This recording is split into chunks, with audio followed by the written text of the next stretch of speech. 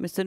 Nouripour, it's wonderful to be here with us and talk about a potential green foreign policy with you. When you were 13, or well, let me say you were born in Tehran, then you came to Germany, to Frankfurt, when you were 13 years old. You were the chairperson of the Greens in Hesse. From 2002 until 2006, you were the federal speaker, and then you are the foreign policy speaker of the Green Party. So you could be one of the two potential chairpersons of the party. Yes, could happen. Well, this could happen, but we don't know. Well, it's not been decided, not for me personally, whether I'm going to put up as a candidate. It's a very enticing job. I have to talk with a few people, for instance, with my wife, and let's wait and see. All right, so you're not decided yet. Now, it looks as if the coalition agreement will be made public, can be made public tomorrow, the day after tomorrow. This is what we keep hearing in Berlin. Or is it just a rumor? I think it is possible to finish up this week. I mean, we didn't have such great time pressure, but we've established a lot of foundations for the text. And, of course, we're looking at the staff and how we pay for everything. And that's going to be the last is the most complicated, as we all know. And that's why all the three parties emphasize to do it all together. And that's why it takes some time, but not too long. Sie kennen den Vertrag. Well, you know the agreement in particular, the area that concerns you most, the foreign policy agreement. Is it a good one? What I know, and also what I've discussed with others, is good. It's a contract that is good for all three sides, and this is the impression that I have. It's all three have compromised, and they have met in a place where it's good for everyone and the country. And the area that I was negotiating, absolutely. Well, they said that the Greens maybe will not achieve everything they wanted to achieve. Of course, in a coalition, you never get everything you want. But did you have to make many compromises? You don't sound like... I'm highly satisfied, of course. We didn't put the entire Green program into it. Otherwise, it wouldn't be a coalition, but a Green government. And also the other parties have entered into a compromise. And what is decisive is that within the talks, you have to create trust. And the trust that is the foundation for good cooperation. We had a lot of exciting stuff and progressive things and good things that we put into this, especially international part of this contract. And so you will understand that I can not read it out to you, but that's a pity. Yeah, well, I don't have it anyway. But at the end of the day, it's something that all and everyone can work with. But what is decisive is to know that we now have a coalition agreement where not... everything can be involved. World is turning very quickly. There will be crises that you have to react without putting that in the coalition agreement. So that's why it's a base of trust. Now, you will have to explain.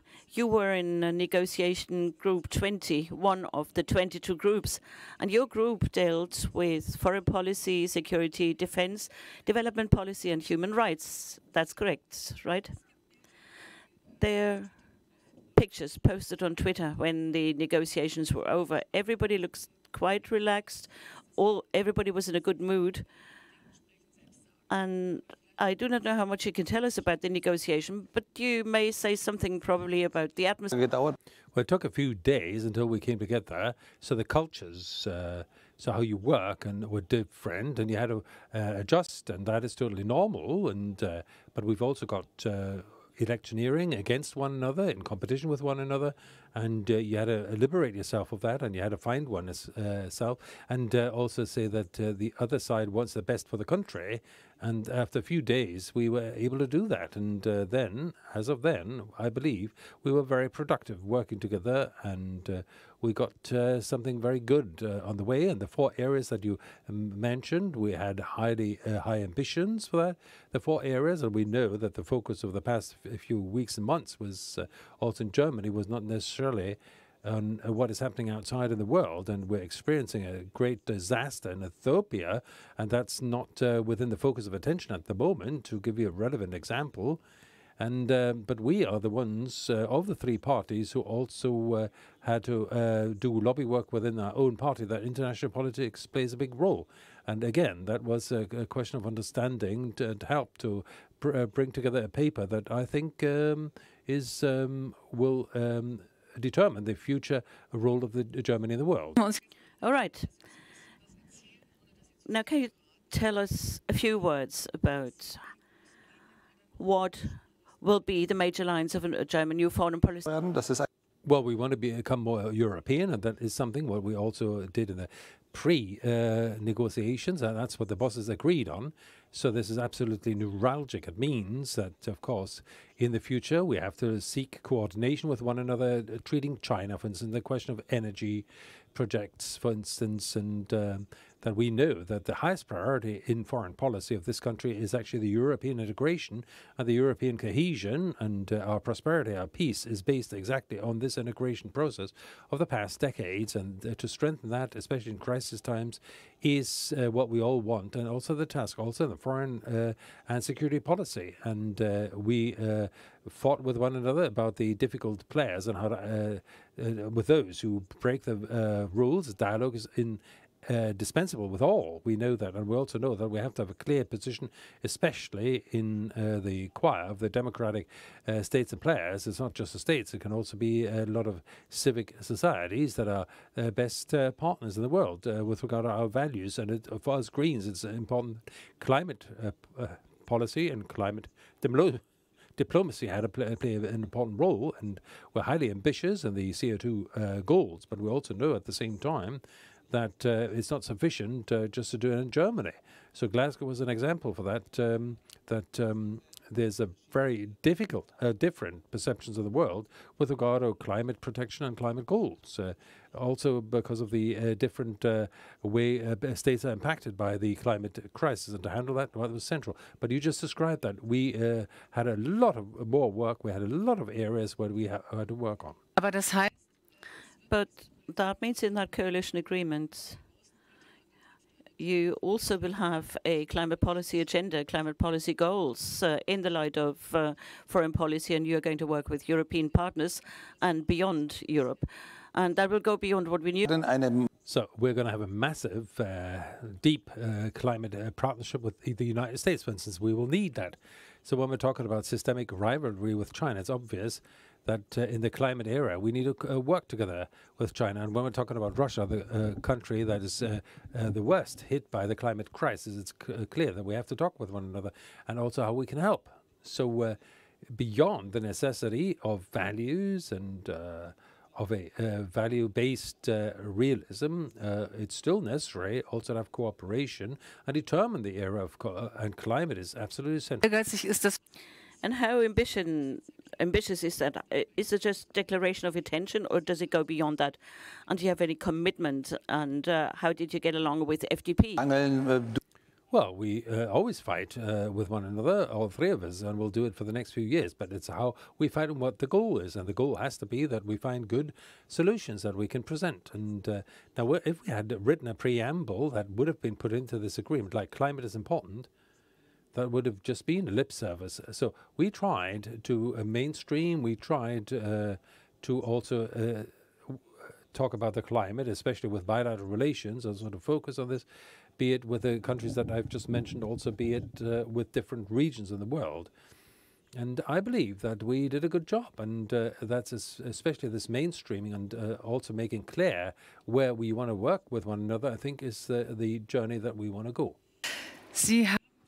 You've said European unity and independence should have highest priority in German foreign policy. You said that personally some time ago, and that seems now to be in the agreement. And here you coincide with the most important partner of Europe, France. The French President Emmanuel Macron has been demanding for a long time a new strategic autonomy. And that will be a key term when it comes to the French presidency in the European Union that starts on the 1st of January. Does that term, strategic autonomy, tell you something? Well, the good thing about coalition negotiations is you sit together and you'll learn from one another And I just want to say two quotes here that Mr. Schmid of SPD said time and again, we're playing in front of billions of people. That's right. We wrote a text that many people are going to look at diplomatic representations in many states in the world. We're going to take a close look at what we wrote. And in this connection, in a social round, from Alexander Lambsdorff, I learned that autonomy in France has a totally different connotation. In German, I'd say that's not the right term, and not in English. Autonomy is rather isolationist, and in these two languages, in French, it's much more inactive. And so I believe that at the end of the day, it's not the term. So not I, but we say that a strategic sovereignty is what we need, and that needs to be connected with a strategic solidarity as well, because it must be about closing ranks of the democracies. But at the to be honest, when the French president say, so what we think is sovereignty and what the French side regards as autonomy, if that brings us forward, then that's a step forward. The German term of autonomy doesn't work. No country is autonomous, not even North Korea. We're going to be interactive. All right, what he means is self-reliance, independence in many areas, like, for instance, in the defense arena, but also when it comes to supplies. That was a discussion in France during the pandemic, where essential medical supplies and food should be made at home. Well, we had that debate as well, especially at the beginning of the pandemic. So it's not just in Europe that it needs to be necessary, possible also in other regions that you can supply yourself with the most necessity alone. And pharmaceutical goods is also part of that. This is also the independent way of acting we've got a great lesson that we've learned in the times of Trump, but honestly also in the way Biden has withdrawn from Afghanistan, that you can't only always rely on what the Americans are going to do, and that they will only communicate to a sufficient level and the cavalry would come. No, that doesn't mean that now we have a parallel structure to NATO. That's not the issue, but that we have to be independent and sovereign and able to be acting. And that is the goal, and that's right. And if that is, if we put that in the right terminology that everyone understands, then that's not a problem. There was another incident this year in September when the Australians stopped working with the US in terms of the submarine and worked with the Brits. The French were okay with it, and you said at the time, how many times do we need to wake up Europe? It's long time that Europe develops its own strategic capabilities. How far do you want to go there? Of course, for the Green Party, there has always been a topic with a question mark. How far can we go?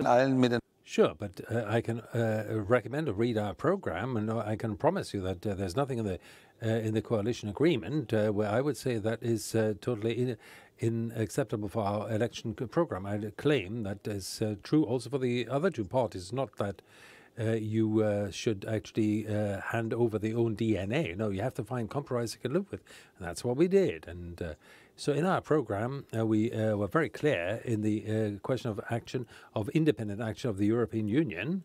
And we all learned from the awful times of Trump. And so I can tell you a story of Frankfurt. So as somebody from Frankfurt, automatically half of my former classmates became bankers. And they said, so they had shifts who had to get up at 4 o'clock in the morning to check the last tweet. For instance, if Deutsche Bank would be attacked by Trump, and you have to prepare until the opening of the stock exchange. That's a nightmare.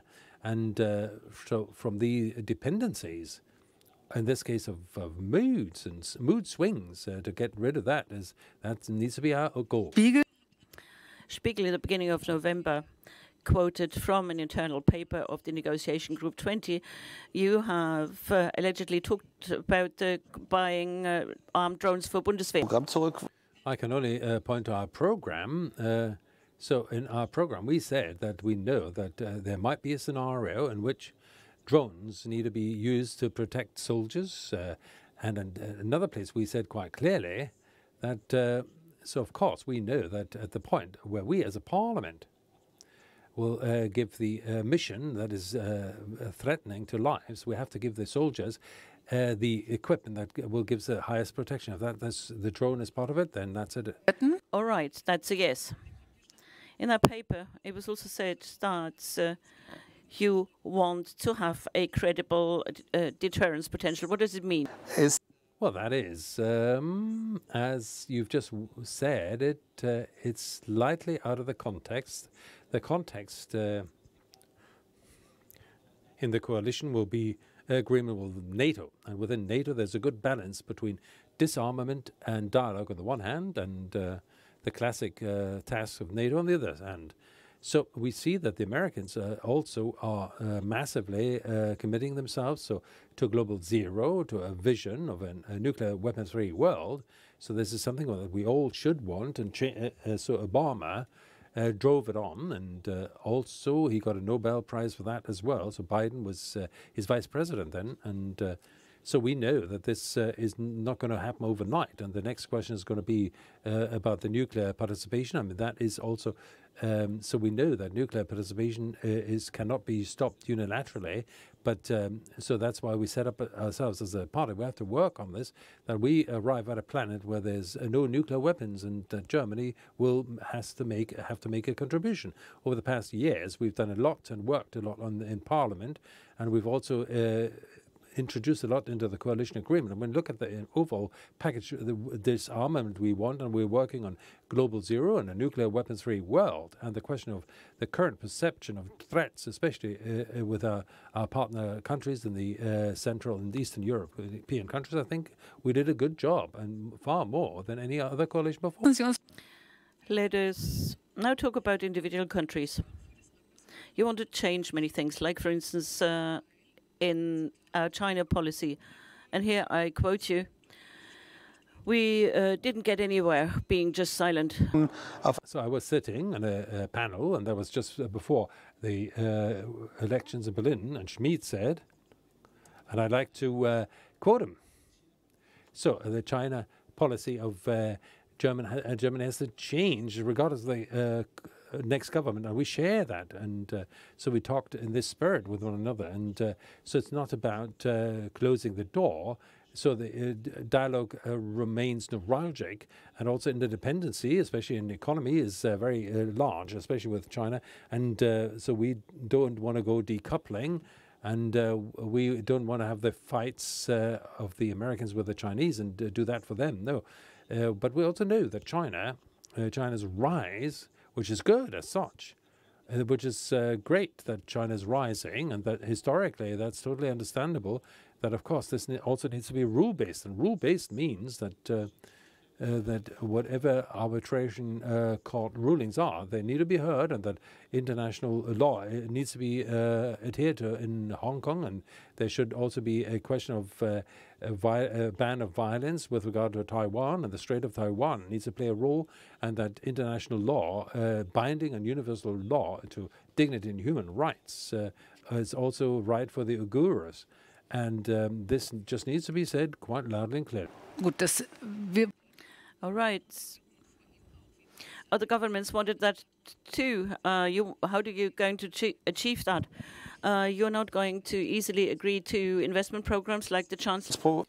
Well, the investment protection agreement is just faster than the European Parliament, and I don't know how that's going to be ratified at all. So not as long as there's MPs of the European Parliaments who who are boycotted by the Chinese and sanctioned, and also within their families, which is totally so even their families are banned from entering the Chinese Republic. And I don't think that this agreement is going to be ratified in Strasbourg or Brussels soon. And the question is, what do we want to do? So we've got. So, of course, we need to decide from case to case, but what I think is we've got a strong value-based foundation for that in the coalition agreement. Your party always wanted to have a more critical course vis-à-vis Russia. Another coalition partner doesn't want that, like the SPD. How about that? What's in the agreement? As you can ask, maybe I gave you too many details so far. No, I'm not saying what is in the coalition agreement. So I'm just giving you a idea of what the agreement could be. So it's obvious that the Russian Federation is a very, very important player at an international level, and it's obvious that cannot be any peace order without Russia and Europe. So, but Russia also needs to want this peace order in Europe, and what is central. So, for instance, if I start, and I think that's my second sentence, so the highest priority is the cohesion of the European Union, and it cannot be a balancing of interest at the cost of third states and not the partners in Central and Eastern Europe. And that needs to be the line, regardless of the fact that, of course, we are looking for fields of cooperation, and also beyond the fact that we see that the situation of the civil society is worsening massively. And also this week, we're looking for the process with Memorial. They got the alternative Nobel Peace Prize, and he was set up by Sakharov, who got the. So this is a forced dissolution of Memorial. Yes, there's the threat of a ban and dissolution of Memorial. I can only remind you that the organization that was set up by Sakharov, that's the organization to implement human rights, and that's the issue. Time and again that you need to discuss when meeting Russia. Anerkennung der With all the recognition of the power in Kremlin. And that means in some cases less dialogue or no more dialogue? No, the dialogue is and will remain important. That it's not like that you're not allowed to talk to this guy, and I hear that all the time. Yeah, you have to talk with Russia, and I can assure you that since 2014, I've sat together with people I had to have a dialogue with. And whatever you want to, so that are listed, and they've got a ban from entering the European Union. But still, you have to go and talk, and that's no question. And quite honestly, the substantial gain of this dialogue is very small. But however, we know that from the history of diplomacy, you talk with one another 1,000 times, you are frustrated, but 1,001st time, something's happened, then it. So then there's a little line that something has changed, and then you can build on that. But recently, you've criticized the Chancellor in harsh terms when she, given the crisis in Belarus, phoned the dictator Lukashenko and talked to him for 50 minutes. You said that is devastating. Weil Lukashenko. Well, Lukashenko is not the legitimate president of Belarus. First of all, that's a position of the European Union stressed several times over since August 2020. And secondly, yes, and also with a regime, Lukashenko, you have to talk for humanitarian help, that the people don't freeze to death. But the question is, why does Mrs. Merkel need to talk about this? Why the federal chancellor? So underneath, there is the foreign minister to commissioners and appointed officers of all kinds, and they should have sought the dialogue. I can only compare the situation with Taliban. They're not legitimate either, but we talk to them because we try to get out people. Nobody would think of the fact that the chancellor should talk to them. So this is the subject, and that led to irritation in the Baltic countries and Poland, but also with Mrs. Tikhanovskaya, who won the elections, and she also speaks for the families. We're talking at least 800 massively abused political prisoners in the country, and their families are afraid that so it might work, that Lukashenko will actually bring people to the border, and we panic, and then we give them recognition, and the question of human rights in Belarus wouldn't be talked about. Now, Mrs. Merkel talks to them, Federal Chancellor. It happened twice, it might happen the next time around, and I just wish that she also addresses these questions also of political prisoners. And if a talk of the Chancellor would be the best means to stop the humanitarian crisis at the borders of Europe, so that refugees don't. Then she should do that, but in agreement with the European partner countries to reduce the irritations that we have had. This week we have seen something. Now we're going to look at Europe and the world. There are letters that went to Hungary and Poland about the rule of law mechanism, and there were demands that the EU doesn't pay subsidies anymore. Your party criticized that. Now, if a foreign policy soon is going to be a green one, are you going to have a harsher course vis-à-vis those two countries? And would you not even send a letter, but immediately trigger the mechanism? Well, it's not just about the foreign policy becoming greener. It should become more European. And the European Union is claiming that they've got their community values and also to hold on to human rights and international law. And wherever these rights are threatened and violated, it's important that you speak clearly with them. And the Commission is trying this, and you have to ask whether it's sharp enough. But it's not so easy within a family, and that's how the European Union sees themselves. And always to use a club. But the way how the rule of law is actually threatened in Poland is actually concerning. And we heard a lot of communication of various personalities of civil society that are asking for us to speak out for them to keep the international rule of law. And that's the background of this whole story. And so whether you have to do without the letter, that differs from case to case. And so there's no passepartout, especially in this difficult situation, that automatically we're going to do this or that. No. We have to talk a lot with one another, especially in this crisis on the border to Belarus. It's important that the Polish government needs to be pointed to the fact that, again, they have to stick to rule of law, and there's no illegal pushbacks. But of course, we express solidarity, and we're standing by their side. You have also said that in the coalition agreement, if I understood you correctly, that is, there's also a passage saying that those that do not abide by the values, you will have a different treatment of them. What will be there in this agreement? So, as I said, I can only speak for myself and not for the agreement, and this is necessary so to address any problems, for instance, Turkey. So, and in Turkey, is very tightly connected with us also at the level of the populations, and so we've got economic, we've got political, military, we've got a lot of interconnections with the Turkey, but still there is a massive undermining of the international, the rule of law in this country, and for years. And what we have wished for and still wish for, and hopefully we're going to get that, is that the problems with undermining the rule of law, and also the question of political prisoners, and also banning political parties and curtailing the freedom of press needs to be addressed clearly. And you don't hide behind refugee deals or the question of what the armament deals are ongoing. These questions need to be addressed and need to be addressed clearly. Okay, and since you are still very satisfied with this agreement, we can assume that you will have some statement there.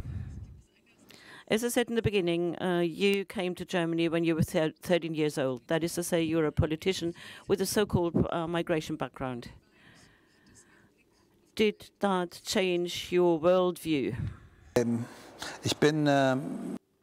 Well, a few weeks after the end of the Iran-Iraq war, I came to Germany. I spent a lot of nights in bunkers in bombing. So the term peace takes on a different meaning. So like women are whipped in the street because they've got the wrong stockings in the hot summer. The freedom takes on a different meaning. And so I've been in the Bundestag for longer. So the most intensive talks and discussions, the best understanding and cooperation I always had with those who were civil rights campaigners in the former GDR. So hopefully you don't have to experience the lack of freedom to cherish freedom. So those who know that the basic rights, the human rights, have not come out of the blue, and they're prepared to fight for that.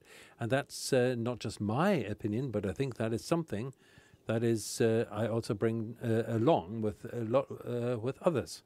And that's why my motto is always to be for peace and unity internationally also.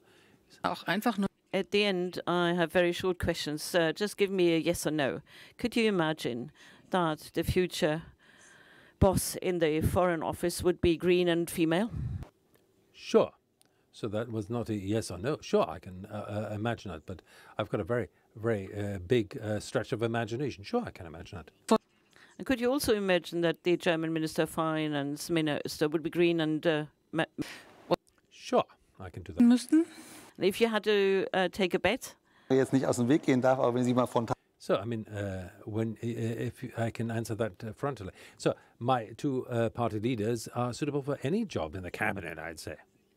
Now, could you also imagine that one of the two new party chairpersons would be born in Tehran? Viele Menschen. Well, a lot of people have been born in Tehran.